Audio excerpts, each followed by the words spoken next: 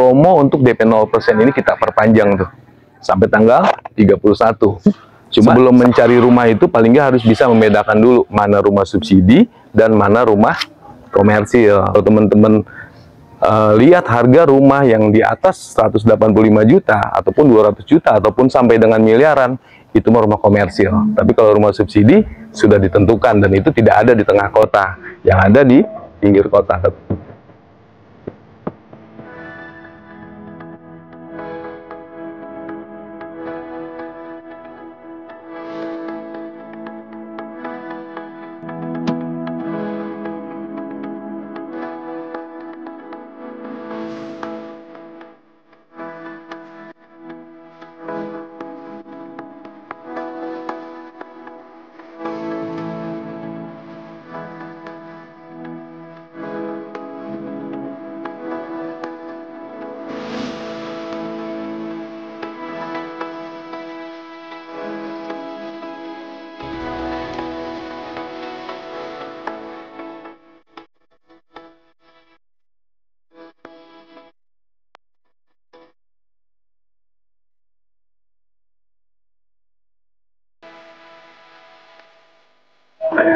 Assalamualaikum warahmatullahi wabarakatuh. Jumpa lagi dengan gue Deddy Bedol.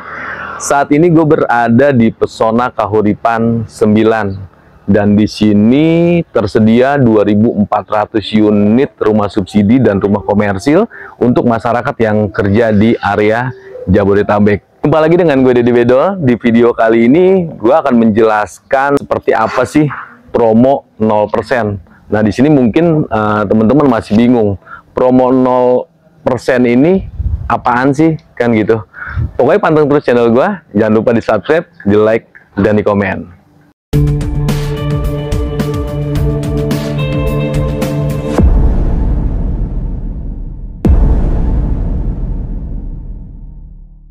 Oke teman-teman, nah di sini kemarin banyak yang nanya ke gua, yang udah WA ke gua, Pak ini DP-nya 0% ya?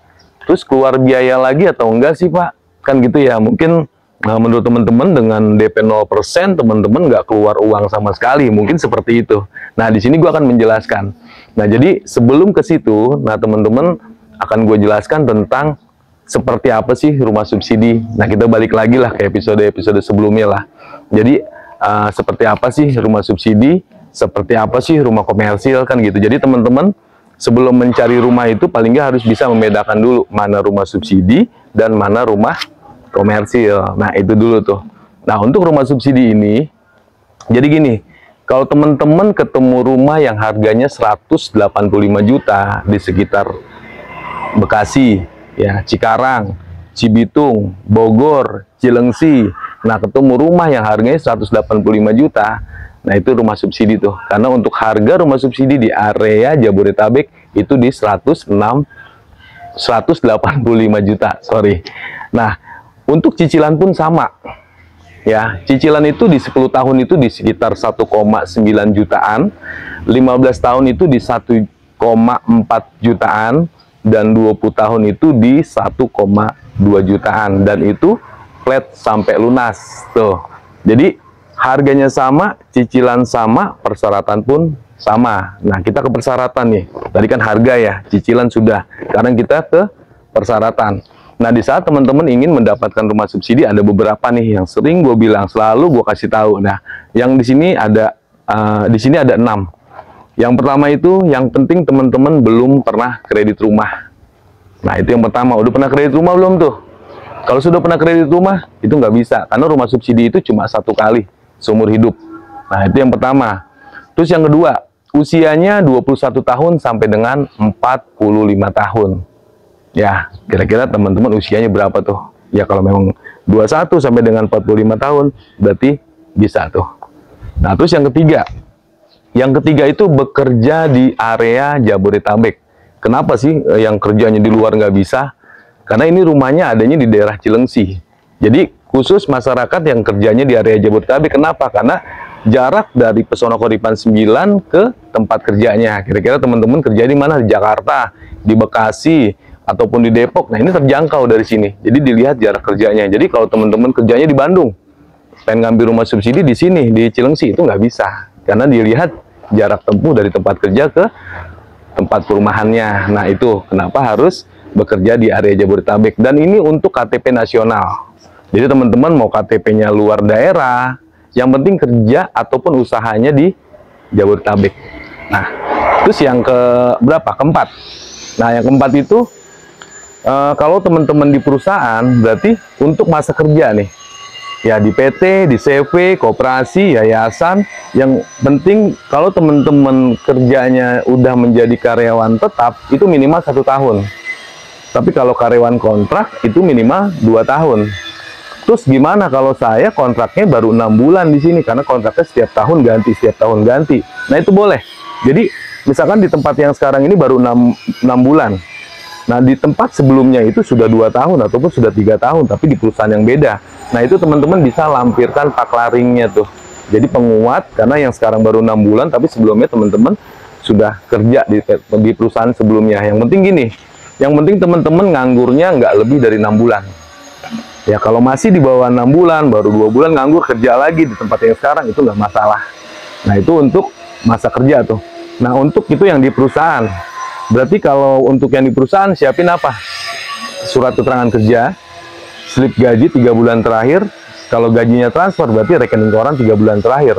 Kalau gajinya cash berarti lampirkan surat pernyataan bahwa gaji dibayarkan dengan cash gitu.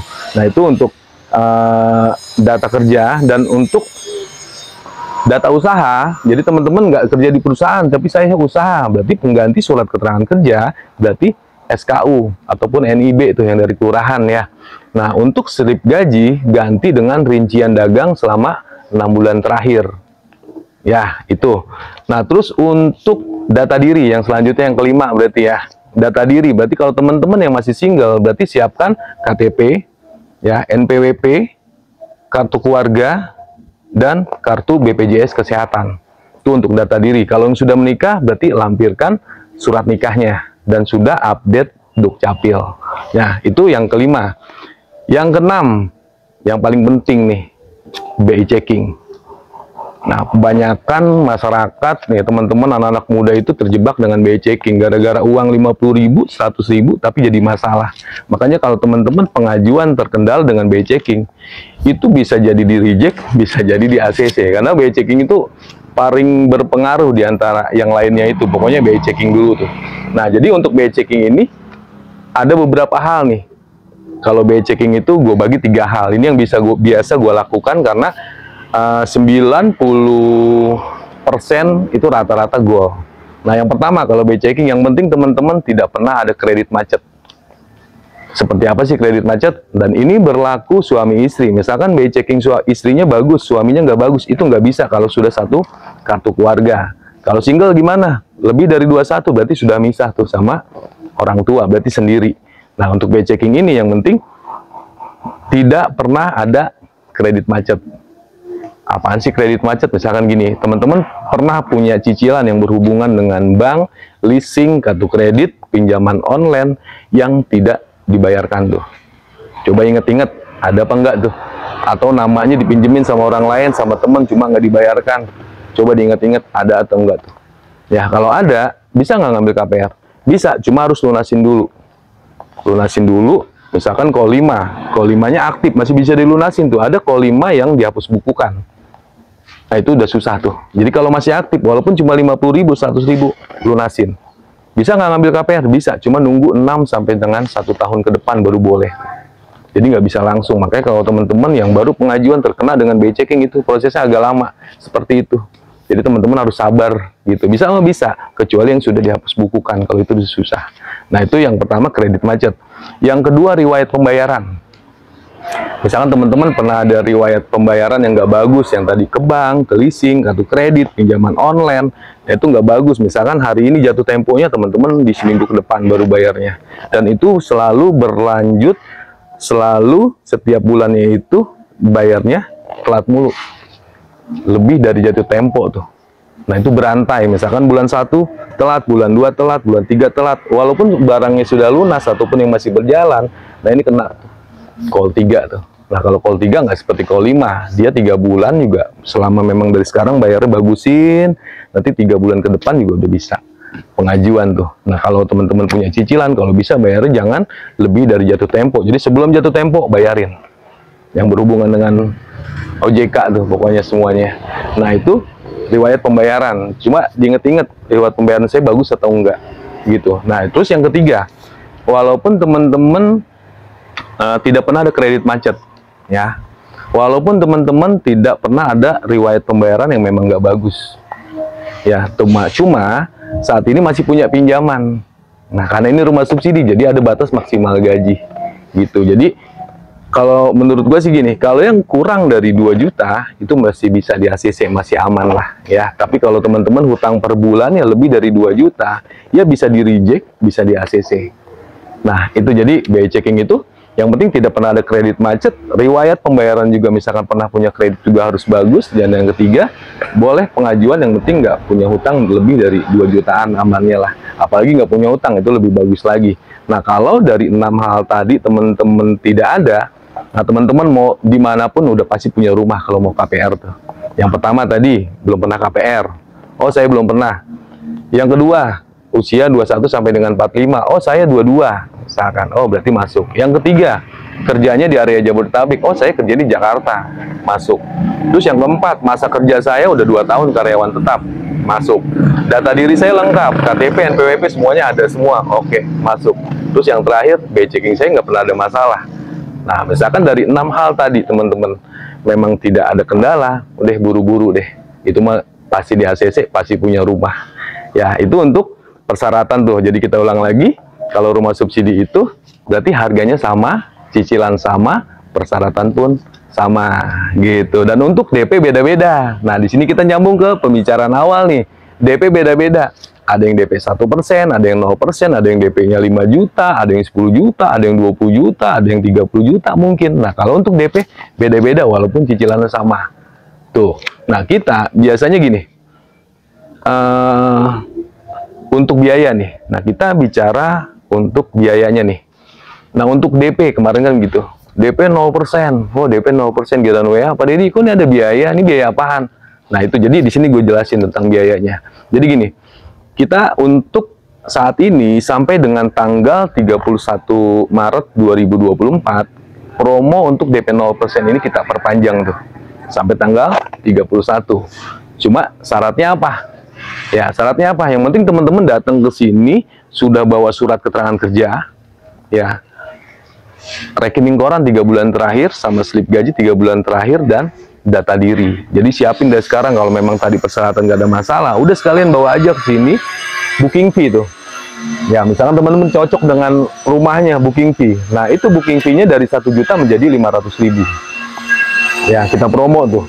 Nah, yang kedua, promo DP. Nanti sampai tanggal 31 Maret. Cuma persyaratannya berkas harus sudah ada. Surat keterangan kerja tadi gue bilang, surat keterangan kerja, slip gaji 3 bulan terakhir, sama rekening koran 3 bulan terakhir. Nah, DP-nya jadi 0%. Nah, DP itu apa sih? Jadi gini. Jadi harga di 185 juta kan. Jadi harga untuk tahun ini 185 juta. Sebenarnya dari bank itu, dari pemerintah itu nggak ada DP 0%. DP tetap 1%. Berarti 1.850.000. Nah, itu akan mengurangi pokok hutang tuh, dari 185 dikurangi 1.850.000. Itu mengurangi pokok hutang. Terus di sini nanti itu belum termasuk biaya surat-surat, biaya administrasi, notaris, administrasi yang lainnya. Nah, itu ada 5 juta tuh. Ya, 5 juta. Jadi total untuk biaya surat-surat dan DP itu di 6.850.000. Nah, itu DP-nya tuh. Itu kita hilangkan. Jadi DP-nya 0%. Nah, terus ada biaya lagi nggak? Ada. Nanti teman-teman buka rekening BTN. Ini bukan buat keperluan kita, tapi keperluan teman-teman sendiri. Jadi buka rekening BTN Batara, nanti langsung isi saldo pertama. Misalkan di ACC-nya 15 tahun 1,4. Langsung diisi 1,4. Sama nanti tambahin untuk biaya proses akad kredit. Nanti pas akad kredit tuh, biasanya udah ACC, baru tuh di fullin di rekening BTN Bataranya itu sekitar 3 jutaan deh. Siapin aja. Nah, terus siapin materai itu. Ya, sekitar 50-an tuh. Nah, teman-teman boleh beli sendiri, boleh nitip ke kita juga boleh.